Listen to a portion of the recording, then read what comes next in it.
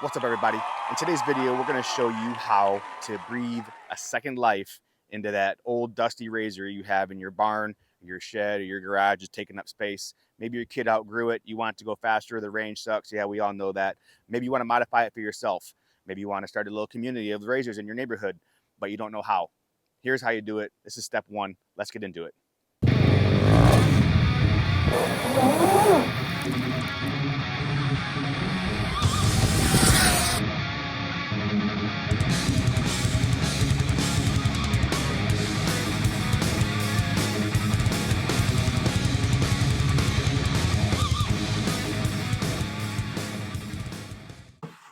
So what we're going to do here, this is the battery that's going to go in here. This is a 48 volt orange battery. This procedure that we're going to do can be done with any battery. This is just one that I happen to have.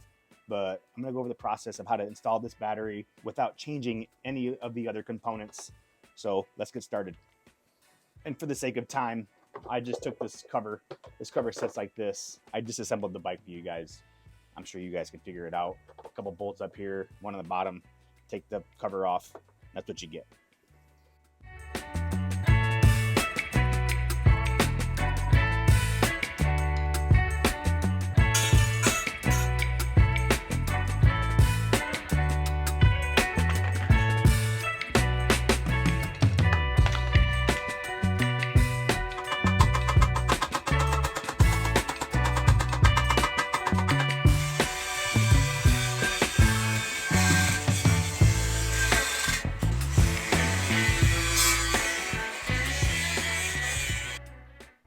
So this is kind of how this looks just on the bench. These are the wires that are coming from the charger. I'm going to run these wires back into the controller right here where the factory connection was. So I'll connect that. Here is the battery. I'm going to have to snip this end off. I'm going to put an XT90 on here, and this is what the XT90s are. These are XT90s, XT60s, you know, XT150s, different connections. I keep all my connections kind of organized like this, different electrical stuff, just so I know where everything's at when I need it. So I'm going to snip this off, and then I'm going to come in here and I'm going to snip this off, and I'm going to put XT90 here, XT90 here. This is going to remain the same. This is going to go to the controller. This is the switch. And like I said earlier, these red-black from the charge port going to go to the red-black where it used to charge on the controller. One thing you're going to have to keep in mind though, if you're switching to lithium-ion batteries, you can't use the stock charger. So I'll include a link in the description for a charger so you guys know exactly what you need in order to keep your stock case and charge these batteries running a 48 volt battery lithium-ion.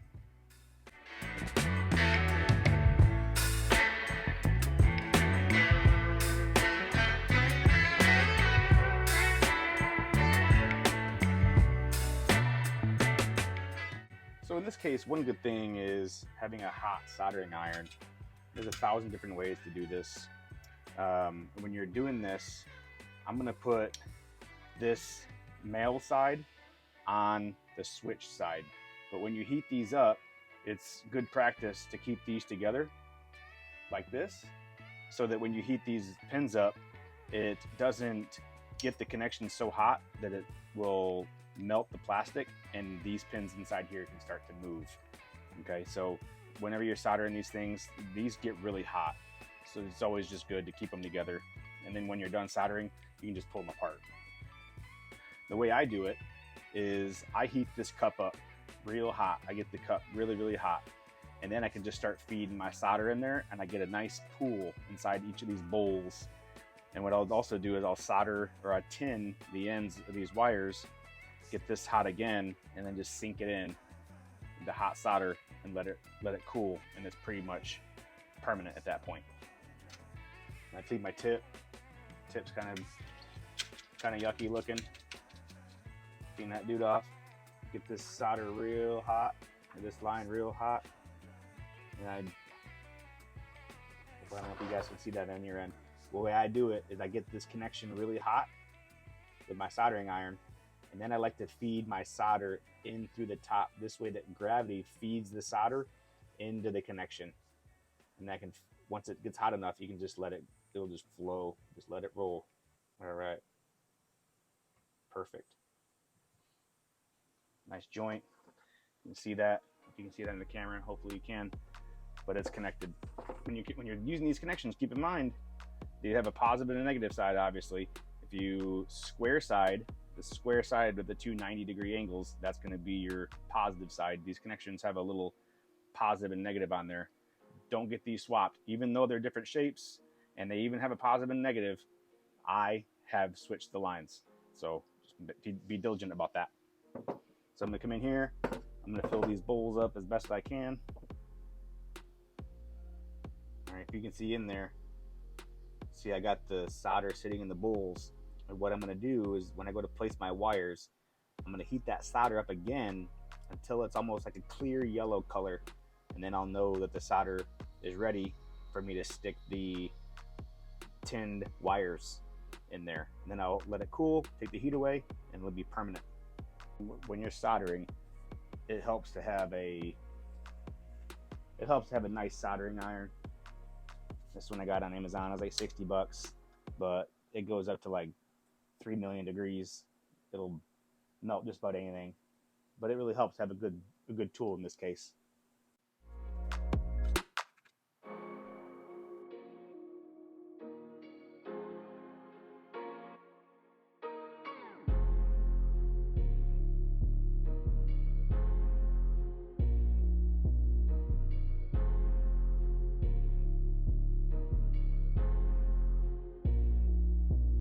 All right, y'all, as you can see here, this is the inside of the case. I got the XT90 on here. That's gonna connect to the battery.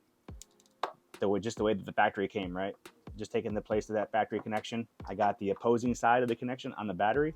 I ended up extending the battery lead about 6 or 8 inches just to give me some flexibility inside the frame.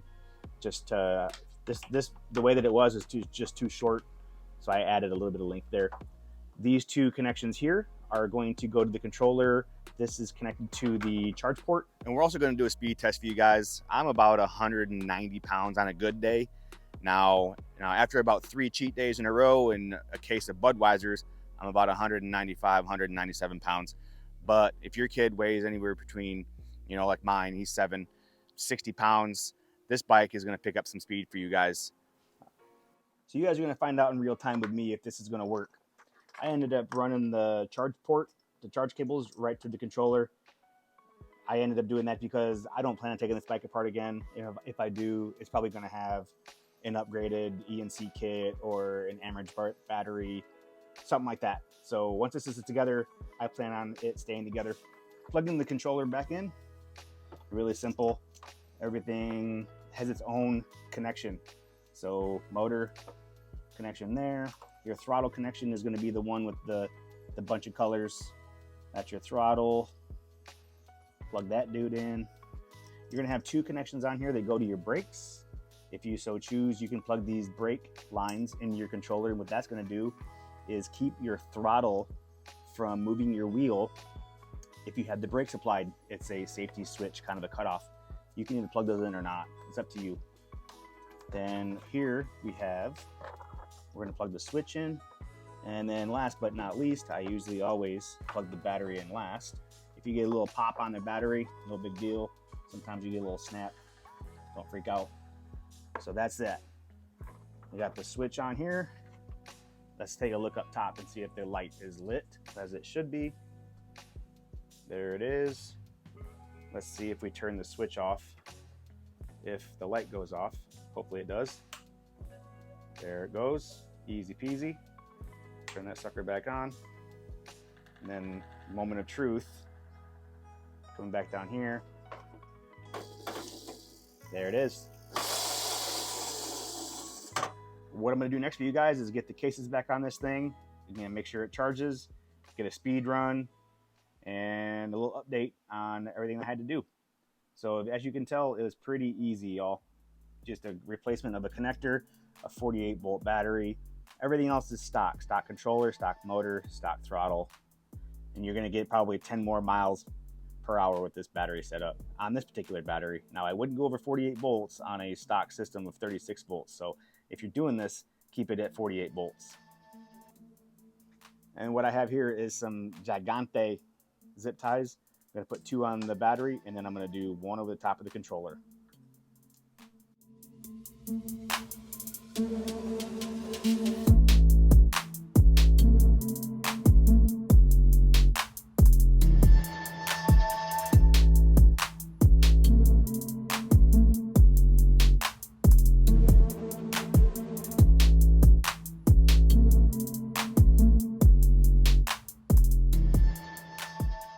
For me, in the stock form, this bike went about 14, 15 miles an hour.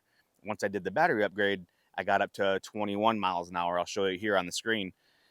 So I don't math good, but I know that's a significant increase for this little bike with a minimal amount of work.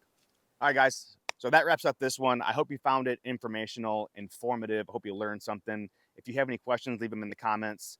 I get to all the comments. You can email me at voltronwatts@gmail.com. I'll get to you that way. You can also get me on the Facebook Messenger.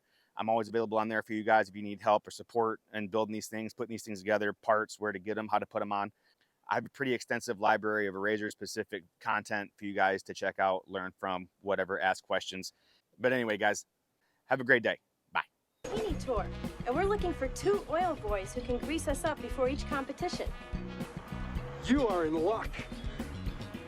There's a town about 3 miles that way. I'm sure you'll find a couple guys there.